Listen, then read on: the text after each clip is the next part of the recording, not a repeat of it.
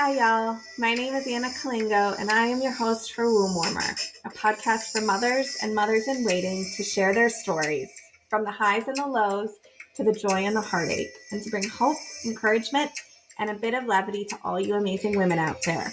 I hope you enjoy, and thanks for tuning in. All right. We are recording. Today, I am welcoming Kristen Fondriest to the podcast. And Kristen and I met in business school. So business school is 2 years. We didn't really know each other the first year. And the second year, the memory of the first semester was Kristen was in turnaround management with me. I don't know if you remember that class, That's Kristen. Right. Wow, yeah. It's a throwback. Well, there were a number of people in that class who talked to hear themselves talk. And then there were people in that class who, when they talked, you wanted to listen. You were one who, when you talked, you were like, oh, I'll listen to her. Thank you. And then I got an invite to the Mexico trip with you guys. So we went to Mexico. Yeah. And then what always stuck out to me about Kristen is she loves fun, great planner, and would organize events like that pizza taste test competition that we had for all of the pizzas in Ann Arbor. We'll talk about that. Yeah. I forget, do you remember which one won? I think it might have been Domino's, because value and speed of delivery were in the matrix of like qualifiers, or like what we were grading against. And so that really boosted the score. Yeah, it was. There was one crust that was really good. And I think that was like the local Detroit crust. Jet's Pizza, probably. Yes, yeah, the Jet's Detroit Pizza. style. Exactly. Yeah. Hungry Howie's did not do well. That was one of the other Michigan local brands. So we both graduated 2018. A lot's happened since. So just a few things. Thank you, Kristen, for joining me. Welcome. Thank you. Yeah, and with that, let's get started. So sounds good. We'll start just by talking. I'm always interested what your perception was of marriage and of being a mother and of having children when you were growing up. Yeah. It's funny. I was thinking about this more so in the context of marriage when we were planning our wedding. And I always thought I would get married and have kids, but it was never something that I thought in any great detail about. I don't know if I necessarily had a vision of who it would be, or even like a vision of the actual day. So it was always important to me, but I would say not. I think I just was along for the ride of when and how it happened. I mean, as I got closer to 30, there were definitely more moments of panic, and you start to think okay, I think more to me it was, I started to think more about the inverse, which as I got closer to 30, as opposed to thinking more about what it would be like to be a mother, I thought, am I okay with the idea that I might not be a mother? If I don't meet somebody. Yeah. So I think I thought about that topic more as the alarm bells started ringing of oh wait, maybe this isn't going to work out for me. But luckily in business school, in the last 2 months of business school, met my now husband. I think I now I've started to forget how old I was. I think I was 31 when we met. And we got married when I was 33. So definitely, okay. I think if you also asked early 20s Kristen, I don't think I would have thought that I would have gotten married earlier than that age. So yeah. I think a lot of us would have. Yep. Sure do. But worth the wait. Fabian was worth the wait. He was. He sure was. Yeah. Yeah. Okay. So when did you and he start talking about kids and pursuing that? And can you just walk us a little bit through your process in that journey? Yeah. Yeah. I think in the back of my mind, I did not think that I would have any issues having children. In my mind, it was just like, you start and, maybe like a few months, but, hadn't really given any thought to what the whole process could potentially look like. We got engaged and ended up having our wedding during like the height of COVID. And so I remember like, COVID really hit hard in like March or April, and we were supposed to get married that fall. And our plan was like right after we get married, like maybe a few months later, we would start trying. But once COVID hit, we had to reschedule our wedding. And I'm very type A.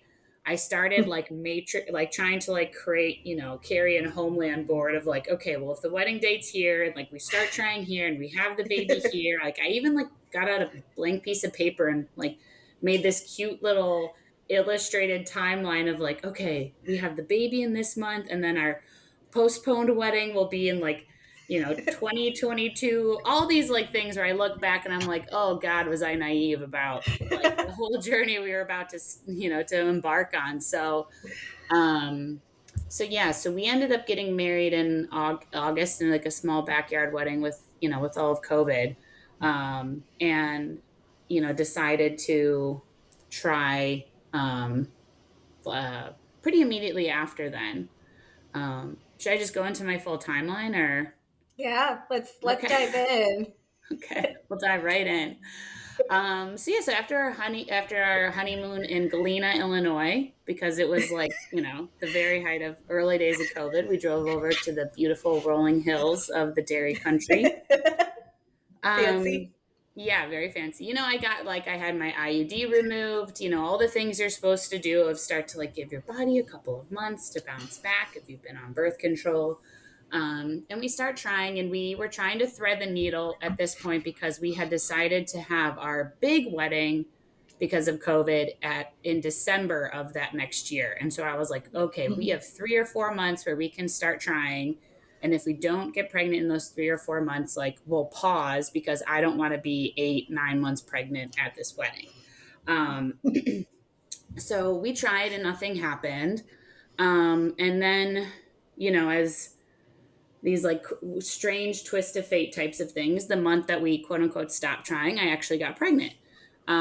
So we were like so excited, like a little shocked. We had a family trip to Universal Studios planned, like me and my sister and all my nieces.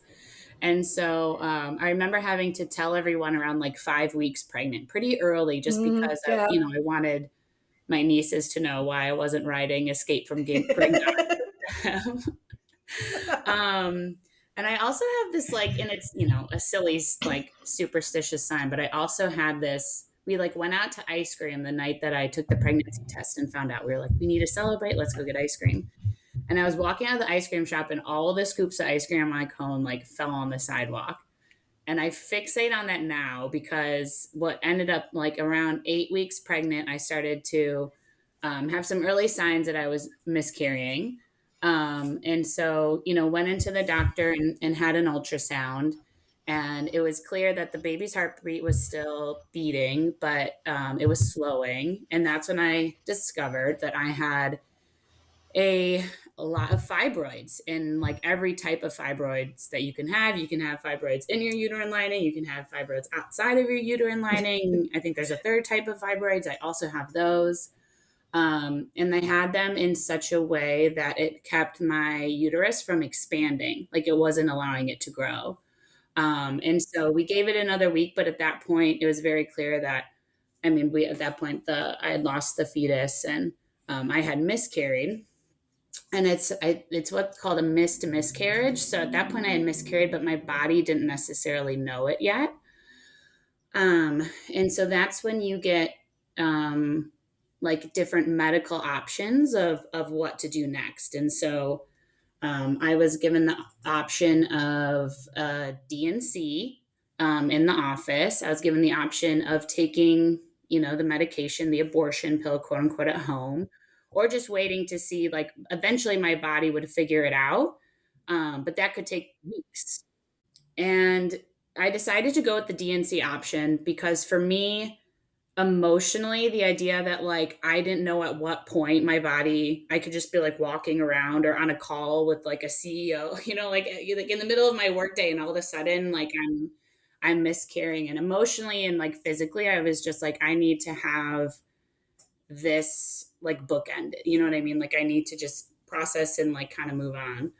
Um, what happened during my DNC is like a whole other story I could go into. I'm reflecting back at just like the state of women's health. Like I didn't have any like twilight sleep anesthesia. My doctor told me to take 2 Advil, and then, which I think is like very atypical. So yeah, so I was like lucid and just like, and alone. Like it was, during COVID, no one could come with you to the doctor's office. So that was hard through a lot of this too. Fabian was there in the parking lot in a car, but he wasn't allowed to come into the office with me at all. So, some places like really treat it as, you're grieving, and they give you options for like what you want to do with, the after. And it was mine was very clinical. And so I think that also, just in terms of like the emotional processing and the like grieving of a miscarriage and all the things, I don't know, and in some ways feels very like primal, like this is just something that happens in nature, and at other times it like does feel very emotional. And I think it just depends on like how I'm approaching it and thinking about it. But given my nature of just like fixing things and like trying to get things done right away, my immediate next step was like, on okay, well, what is the next step? And so for me, because I have so many fibroids, I had to have a surgery to remove them. So that summer I had surgery to remove them, and you have to wait about 3 weeks or 3 months to heal from that before you can start trying again.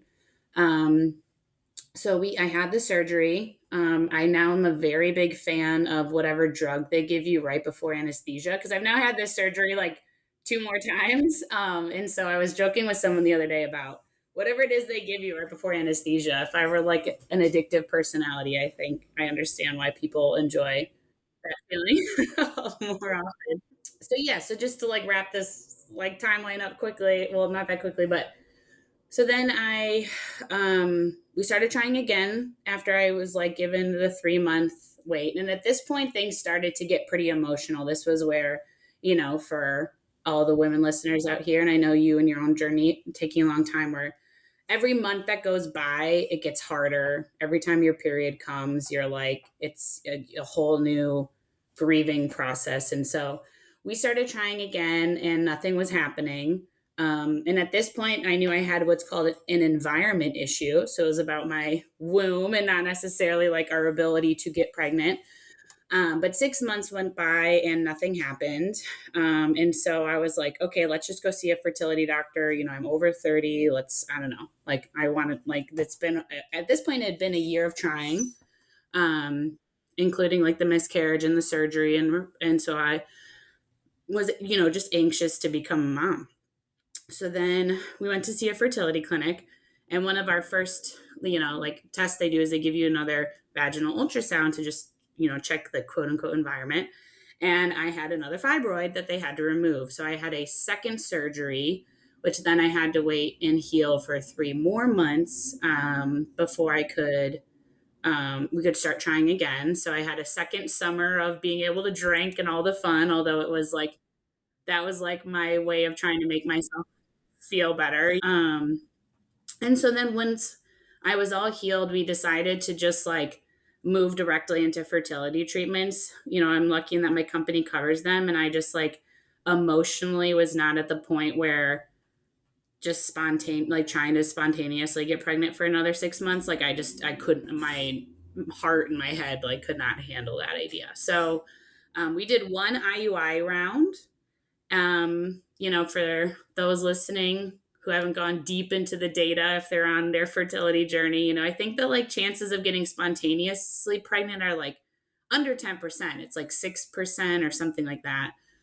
IUI, I think, is like 10 to 20, and then IVF starts to get closer to like 40. So we did one round of IUI and it didn't work. And I was like, emotionally, I'm done. Like, I can't handle another month of this. So we went straight into IVF at that point.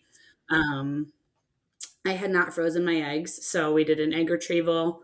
I was very lucky and had like a successful retrieval, so we'll only have to do one. And then convinced my doctor to expedite our timeline. So as we were waiting to get like the genetic testing back of our embryos, we started the protocol to prepare my body for a transfer. And we did a transfer in September of, 2 years ago now. And then I had my son last June. And so he's turning 1 next month. Wow, what a journey. Thank you so much for sharing, and congratulations on your sweet kiddo. I cannot wait to meet him. You mentioned in your story that they found fibroids, and I was wondering if you could talk a little bit more about what those are or what the causes are. Yeah, so this is one of those that when you start to, I think, encounter any complications in women's health, which is really just your health, right? Like it's our body and our, you start to see just how little women's bodies have been studied. And National Geographic, actually, I just saw, came out like a month ago about how women's health is finally being studied in a way. And they're like, quote unquote, finding all these surprising things. Because as some people might not know, for a long time, very few women were even included in medical studies because they were worried that our hormones would affect the outcomes. And it's like, well, it's not like our hormones go away. Like I remember reading something about how Ambien, when it came out onto the market, had never really been tested on women, and the way that our bodies process it, the amount, like we should be given smaller dosages because our body processes it more easily. So there's a lot of these cases of women like falling asleep and like just really having adverse reactions to it. So the reason I bring this up is that if you ask why you get fibroids, doctors will tell you we don't really know. There's nothing you can do to prevent them like coming back or getting bigger, and kind of like good luck. And so I found that really difficult in that, especially when I had to have the surgery a second time, just thinking there's nothing that I can change about my diet. There's some people like on the fringes of the internet, because I think as you go through fertility, you get fertility issues, you get very well acquainted with weird fringes and corners of the internet around things to help your body. At one point I was reading like articles by this guy called the medical medium. He's now, if you look him up, like gotten in big trouble, but he was all about celery juice. So there was a while where I was drinking celery juice every morning, like all this crazy shit. Fibroids also affect Black women at a much higher rate. And so take that what you will too. And just with like, if women's bodies aren't being studied, like Black women's bodies are definitely not being studied appropriately. And so I think it's just this, I personally think it's like this huge blind spot. And it affects your quality of life, like really, really painful periods. That now makes sense. Like I remember growing up, even my mom and my sister, I think always kind of saw me like, do I have a less pain tolerance? And it turns out, no, I just have like a shit ton more muscles in my uterus that contract really painfully. And because that's what they are. They're like additional muscle fiber. So yeah, so short answer after a long explanation is we don't know. Yep, that sounds about right. We do have a long ways to go. We have come a long way. So speaking of how far we've come, could you dive into a little bit more of your IVF process? Yeah. It's funny when one of my best girlfriends, we often say to each other, like, I'm sad that she also had to go through this, but I'm glad because we like could, we both know what it's like. We ask each other questions. And so when I was going through it, I was asking her all these questions and she didn't remember the answers to them. And I was like, how do you not remember this? Like, because in the moment, it's so intense. And now looking back, even though I'm like, what medications did I take? Like, how long did it take? But I think the whole process takes around a month. They'll put you on a short course of birth control because I think it's essentially because they want to get you all, like everyone on a similar timeline so that the doctor does like my doctor does egg retrievals the second and fourth week of the month, and he does transfers the first and third weeks of the month. And then And then you're given like a whole bunch of different hormones, multiple shots a day. And you do that, I think, for about like 10 to 14 days, depending on how your body's reacting. I mean, throughout this, you're going in multiple times a week for blood draws, vaginal ultrasounds to check like your follicle count. And then you go in to have the egg retrieval. And I definitely hyperstimulated, which meant that like my ovaries really responded with a lot of follicles. And so I actually felt pretty crummy for a couple of days after as well. I know some women, like after the procedure, the next day they're feeling back to normal. But um, so yeah, the whole thing. But I mean, the whole process can take even longer from even just getting in a queue with a fertility clinic to having those first sessions. It is more blood draws than you will ever want in your life. Like I ended up having a favorite woman in the phlebotomy lodge or whatever, lab, whatever it's called. I'm like, okay, I don't want that woman. I like that woman. So it's kind of funny. And the same with the ultrasound technicians. I think I've probably had 40 to 50 vaginal ultrasounds. So that's a whole other topic. But there's also ultrasound women that I came to know that I was like, I like that one. I don't like that one. Totally get having a favorite. And it's absolutely wild what we are able to accomplish through modern medicine. Okay, we're going to hit on one more medical procedure you went through, and that is DNC. Could you expound on that a bit? Yeah. I think it's so naive of me, but after I had my DNC for my miscarriage, I didn't realize that that was an abortion, that it's the same exact procedure. I didn't realize that. And how, just I think because it's something that you never want to have to think or know about until you have to think or know about it. And so to me, that was very eye opening. And I think eye opening in one hand because to me, my provider was able to offer me options for my health care. And that's how I see it. Because as I mentioned, like if I lived somewhere where I had no options but to wait for my body to catch up to the fact that I had miscarried, again, like I could be like sitting knowing that I had lost that child for a month. I could go septic. I have heard stories of women um who like you can almost die if the body is not realizing like what's happening. And for me, that especially was the case because just the issue was that my uterus wasn't expanding enough. And so to me, it was like, oh, wow, like it's such an intense topic. I think it's a topic that you feel differently depending on when you are in life, what your situation is. And so I've just always felt that like this is a topic for a doctor and their patient. And if in some of these places now where these procedures are illegal, again, that means that even if you need it for a healthcare, like, I mean, it's all healthcare, but I just think some people don't realize like all the other places it's used. So then my other two, and then I also actually had another DNC. I had a suction DNC after I had Fritz because my fibroids created complications with my delivery and not all of my placenta was delivered. And so 2 weeks, or like a week and a half after having Fritz, I actually ended up back in the hospital for 3 days because I had a serious infection because there was still placenta in my body. And for those that don't know, the placenta actually starts to die around week 40. And so that's why hospitals like to induce you by week 40, because after week 40, your placenta actually it putzes out. It's like, I did my work, I'm tired. And so I had an emergency suction DNC at midnight after spending 8 hours at the Northwestern Memorial ER. Don't recommend it, especially when you're 8 weeks postpartum. Um, yeah, but I got that sweet medicine drug before the anesthesia again, so I was okay with it. That was exciting. But yeah, so I had it again. So I've now had it twice. And I've had a hysteroscopic myomectomy. Believe me, I practice saying that. That's the procedure to have my fibroids removed. So I've had that twice.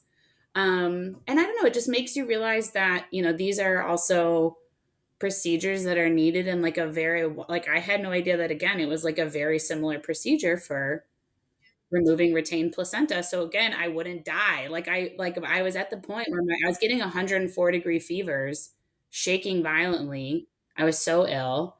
Um, and so even though women's healthcare has like a very, very, very far way to go, I am very grateful that we live in a time of modern medicine where like I am able to have children because they are able to surgically remove my fibroids. I did not die after having my child because they were able to remove placenta. So it's like, this is really real topics. So, Yeah, these are super real topics. And thanks for being so open and thorough in your explanations. I definitely have learned something. So, we're going to switch gears and talk a bit more about how this has affected your personal life. So, first question, how has it impacted your relationship with your partner, Fabian? yeah, I mean, it's definitely really hard. I think it gets very, very lonely. Like even with having friends that have gone through it, it's just like it's you and your body either not doing what it's supposed to or being incredibly violated. Like, like things stuck inside you, like your blood drawn all the time, just like, and then even when talking with friends, you have to, all of a sudden it becomes like, if you're not, like, if, people want to be helpful, so they want to hear how things are going, but it's also like, this is some of the most vulnerable personal information about you and your body that all of a sudden are, and when I first started, I was pretty private about it. And now I'm like, I'll just tell whoever just because I think it's helpful for others to hear. But it's a long way of saying like it's hard because even like Fabian was so supportive of as a partner, trying to do everything he can. But it's hard because at the end of the day, there is very little he can do because it's me going through it. It's my body. Like, he always offered to drive me to all my appointments, but at a certain point, it also became like I don't even want to make this more of a to do than it. Like I just want to get in, get out. Like, I'm going there twice a week, 3 times a week, so. And it was hard. It takes a toll. I think we're like after having my son and like like during, we did a really nice baby moon while being pregnant. And since our son has arrived, like, um, it's been kind of like rebuilding, not from a place because it was just like it's sad. We were both depressed. We were both anxious. I think now we're just like happy and like we took Fritz to the zoo on Sunday and we were both just like so happy. And I feel like we had a couple of years where even when we were having good days, it was still there's like a sad, it was just really, really hard. Um, and so I think until you've gone through fertility, like infertility, or like having gone through the struggle of like you're on month 7, 8, 9, 10 of trying plus some, like the people who are on year 5, like it deeply affects your life. It affects your friendships. It affects, like, I had 2 different family vacations that we didn't go on because like I was doing the egg retrieval or it was like I just emotionally couldn't handle it. Um so I think even like I don't even want to say we like came out stronger because I think if we could, we would have not chosen to like if we could still have Fritz and my son, but like have not had to go through everything we had to go through, like I would never choose having to do that. But it's part of our story and we're now much more effective communicators. I think a lot of people who go through fertility issues say that it was helpful and that once their child arrived, like they'd had a lot of practice of communicating, like emotional difficulties, physical difficulties. And I do think that is true. I think that's really well put. How would you say that this experience has impacted your view on faith and on motherhood itself? Mm. So, it's interesting.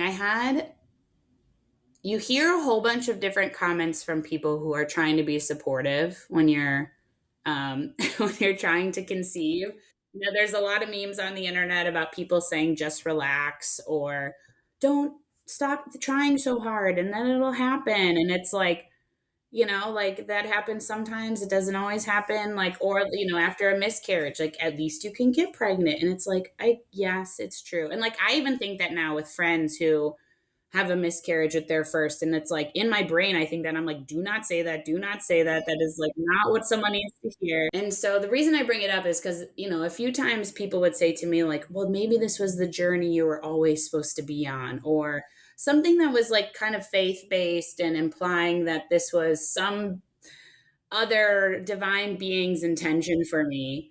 And that didn't feel great because I was like, what the fuck? Like, what did I do in life to deserve having to go through 3 surgeries, like 2 years of heartbreak, almost $100,000, like in medical bill? You know what I mean? So I thought, to me, I just wouldn't understand why that, like, and so to me that just never resonated. I know with some people that resonates and it can be like a way that they take comfort, um but for me that was something that never sat well with me. um I think in terms of motherhood, I go back and forth. A lot of people told me when I was pregnant to, like, I don't have to be Pollyanna about it. Like, just because I had, like, I think a lot of people feel like they have to be overly grateful once they quote unquote finally get pregnant. And I did have a few people say, like, feel what you want to feel. Like, if you hate being pregnant, like, you can hate being pregnant, like, just feel. So I try to say that to other people, just feel whatever it is that, like, you want to feel in the moment. But I do think at times, like, I recently made the decision to quit my job and focus on finding a career that gives me a little bit more balance. And I do think there's a part of me that thinks, like, I worked so hard to have this baby. And I use those words intentionally. I've been thinking about it a lot. Hard work, because it was a lot of really hard work, emotionally, physically, even like to continue through your workday, like with another time your period came, or another no from the doctor, or finding out you need to have another surgery. And so sometimes I think, you know what, I'm like, I want to be able to enjoy this because I worked really freaking hard to bring this little cute cherub into the world. So I'm gonna snuggle him. Heck yes to all of the snuggles from that little cherub. You mentioned quitting your job, and you have been a badass consultant in one of the top firms for the past almost 6 years. So, how have you and Fabian thought about parenthood and career, and what words of advice would you give to those doing the same? Yeah. Um, I think that, I remember this was like a decade ago, when I was still in New York City, and I had a manager who I loved, and she was, ex Stanford Business School, worked at Bain. She was with me at ClassPass. And she said, she had two girlfriends, her story was something to this effect of, and one of her girlfriends before having her first baby was like, I can't wait to be a mom. Like, I think I'm going to quit my job. Like, that's what I want to do.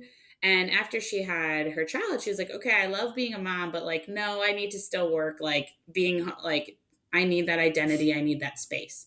And then she had another friend who was like hardcore career, wanted children, but was always like, gonna career was very important to her. And after having her children, she was like, whoa, I want to be home with my kids. Like, this is what, it kind of surprised her. And so I bring that story up because I think, one, I just staying open minded to how you're going to go through the experience, I think, is so important. I think, especially with social media nowadays, like prescribing how you should act and feel and do around being a mother, it's like, do what works for you, and like, be in touch with what will make you happy and what'll work for you. And so I've been surprised by how much I am okay not deriving value and identity from my job anymore. That, like, if I were to quit and like spend time at home with my child and children, like, I think if you asked me 10 years ago, I might have like had judgment for this version of me. But now I'm like, no, you know what? It is like really freaking hard to do it all. It is hard to work, and it is hard to mom. And I have some like Martha Stewart tendencies. And so I'm like, I don't mind being a little like domestic for a bit. So Yeah. I love the openness to changing course as life happens, because I think we can get stuck on this idea of we're supposed to do this or supposed to be on this path. But the reality is, we're all just trying to figure out what's best for us and our family for this particular season. Kristen, it's been absolutely lovely talking to you. Thank you so much for joining. And as closing words, what have you been most grateful for throughout this experience, as hard as it has been? And what are words of encouragement for others who might be struggling? Well, obviously very grateful for my son and the modern medicine that like brought him into this world. I think I am probably that's the other thing that I'm so grateful for is like, and I think this whole industry in some ways has turned into like a money maker. And I think there's exploitive practices by some of these fertility clinics. But at the end of the day, like it is the reason that I have my son. And I am so grateful for Fabian and like everything that, having a supportive partner. I'm in various different support groups and I do hear stories where women are really on this journey alone without a supportive partner. And it is just so emotionally and physically draining that I can't even imagine that. So I would say just like for words of encouragement, I mean, in the moment, it's like nothing I feel like resonates very much, like in terms of words of encouragement. But my words of advice I give to women I talk to going through this is like, don't underplay the emotional component of it. Like I tell women if a lot of times they'll ask about how long it takes to physically recover from something, whether it's an egg retrieval or the transfer or whatever. And I say, add a day for the emotion. Just because you physically can go back to work that day or the next day, if it, like take the day off. Or like if you are at a point where you've been trying a long time and you know what day your period's going to come or you know what day you're going to take the pregnancy test, if you can, take a sick day, take the afternoon off because it's really freaking hard to find that out and then log on to a Zoom call. And, like, I'm like, so it just makes me even more respect all the shit women have to go through. It's part of my friend. Yes, I think that that is a perfect note to end on. So thank you, Kristen, so much again for joining us. I found this super special, as I'm sure everyone listening did. And I just can't wait to see what life has for you and your family. Cheers. Thanks for listening. And if you like the show, please share and give us a 5-star rating. Unless you think it's mediocre, then give us 4. I'm not looking for pity ratings here. More than that, though, if you have a story you'd like to share, please reach out. You can find me on Instagram at The Womb Warmer. Until next time, cheers.